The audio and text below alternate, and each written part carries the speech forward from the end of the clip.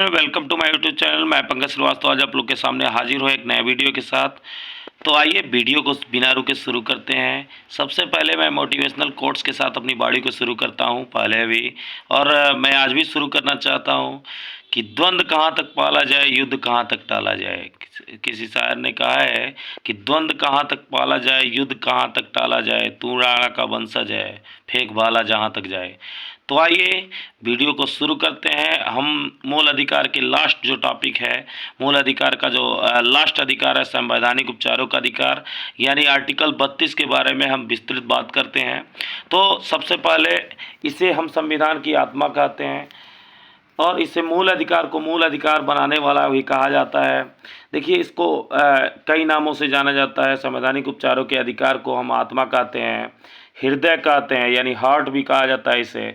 कि अगर जिस प्रकार अगर ज़िंदगी में अगर हार्ट नहीं रहता है किसी मनुष्य के अंदर, तो वो शरीर क्या होता है, नाश्वर होता है, यानी पूरी तरीके से बर्बाद होता है। हृदय के बिना शरीर बर्बाद रहता है। उसी प्रकार ये इसे संवैधानिक उपचारों के अधिकार को अगर ये नहीं रहता तो मूल अधिकार को भी क्या बेकार माना जाता। संरक्षा किसे माना जाता है, प्रोटेक्शन, प्रोपेक्शन, यानी ये सभी अधिकारों की रक्षा करता है।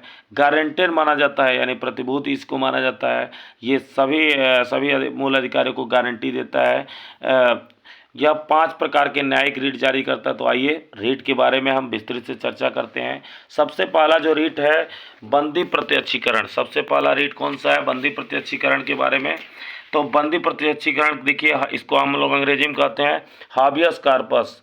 यह अधिकार देता है कि ये सशरीर प्रस्तुत करना, या यदि कोई गलती किया है तो उसे सशरीर प्रस्तुत किया जाता है। गिरफ्तारी के 24 घंटा तक गिरफ्तारी के 24 घंटा तक रीट जारी करता है कि गिरफ्तारी 24 घंटा के अंदर आप रीट जारी कर देंगे। ये व्यक्तिगत स्वतंत्रता या निवारक निरोध प्रिवेंटिव डिटेंशन में नहीं लगता है। यदि कोई संज्ञेय अपराध है, यानी जैसे आप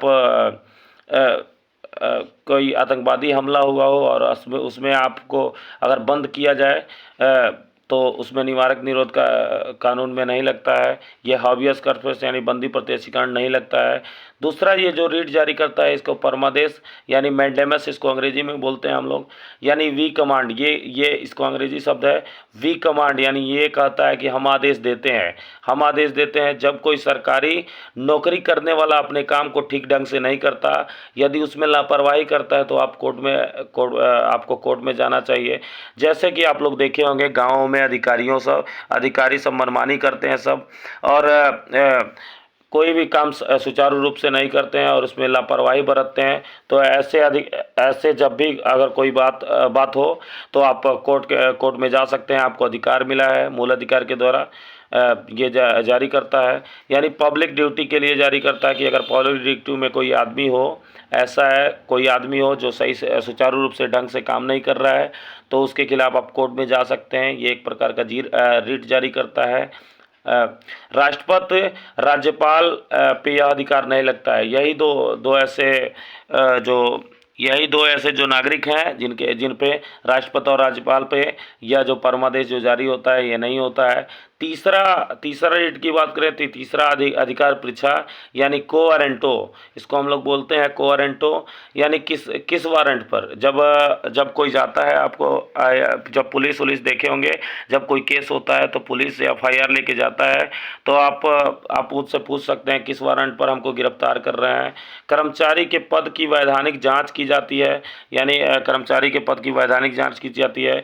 जब कोई व्यक्ति वैधानिक ढंग से नौकरी ले लेता है तो उस पर न्यायालय अधिकार परीक्षा का रीट जारी करता है। जैसे देखे होंगे आप लोग कि एक ही समय में बहुत सारे लड़के हैं, चाहे जो भी है, वो देखे होंगे 2 जगह काम करते हैं, दोनों जगह का लाभ उठाते हैं। बहुत ऐसे गांव में केस देखने को मिलता है, जैसे 2 जगह से जो सरकारी लाभ होता है वो उठाते हैं। अगर कोई ऐसे रूप से उठाता है तो उसके खिलाफ आप न्यायालय में जा सकते हैं कि वैधानिक ढंग से नौकरी ले लेता है, यानी बेकार तरीके से, तो उस पर न्यायालय अधिकार परीक्षा का रीट जारी करता है। उसके सभी कामों को जांच करता है। अगर आप जांच करने में अगर गलती पाया जाता है तो उसको जेल हो जाता है। चौथा अधिकार यानी प्रतिषेध, प्रोहिबिशन, ये देखिए ये जारी करता है। टॉसपोड या फॉरबिड, रोक देना, ये यानी यह किसी काम को रोक देता है। जैसे जैसे मान लीजिए आप कोई भवन बन रहा है, अगर उस पर क्या बोलते हैं, कोई भवन बन रहा है, अगर अगर आप उसके को रोकना चाहते हैं तो आप हाई कोर्ट द्वारा या सुप्रीम कोर्ट में जाके ये एक प्रकार का रिट जारी करता है प्रतिषेध वाला। तो ये इसके द्वारा कोई भी काम को स्टे ऑर्डर के द्वारा रोक दिया जाता है। ये हाई कोर्ट या लोअर कोर्ट के ऑर्डर को रोक देती है। जब निचली अदालत अपने कार्य को गलत तरीके से करता है तो न्यायालय उसको प्रतिषेध रिट जारी करता है। जैसे देखे होंगे, कोई गलती नहीं किया है किसी मामले में, अगर उसे गलती ठहरा दिया जाता है, जैसे कोई दूसरे का मर्डर करके आया और झूठ में किसी अन्य आदमी को फंसा दिया जाता है, तो हम लोग हाई कोर्ट में जा सकते हैं और हमारे खिलाफ अगर हाई कोर्ट हमको सज़ा दे दिया है तो उसको ये रिट जारी करके, जो प्रतिषेध वाला रिट होता है उसको जारी करके कोर्ट क्या करता है, उस ऑर्डर को रोक देता है, उस ऑर्डर को चुनौती दे देता है।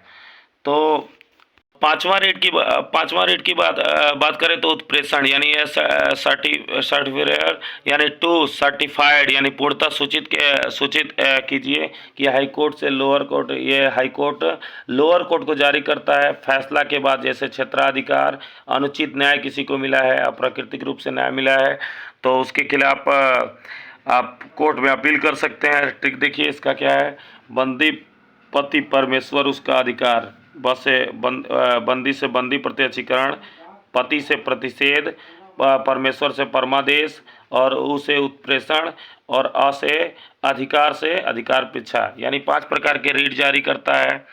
देखिए ये आर्टिकल 226 की बात करें तो अगर मूल अधिकार का हनन हो रहा है, अगर आप लोग देखे होंगे कि कोई मूल अधिकार का हनन कर रहा है, चाहे प्रधान हो गया, चाहे कोई भी सरकारी अधिकारी हो गया, तो और आप सुप्रीम कोर्ट, अगर मूल अधिकार का हनन हो रहा है और आप सुप्रीम कोर्ट नहीं जा सकते हैं, तो आर्टिकल 226 में यह अधिकार दिया गया है कि आप वह हाई कोर्ट में चला जाएगा। हाई कोर्ट एक राज्य स्तर का न्यायालय होता है जिसमें आप जा सकते हैं।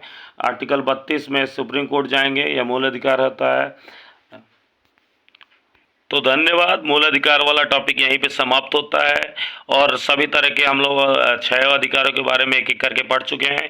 तो धन्यवाद। वीडियो को लाइक शेयर और सब्सक्राइब करना ना भूलें, और एक दूसरे को शेयर करते रहें ताकि हमें मोटिवेशनल मिलता रहे, ताकि नया वीडियो हम बनाते रहें। धन्यवाद।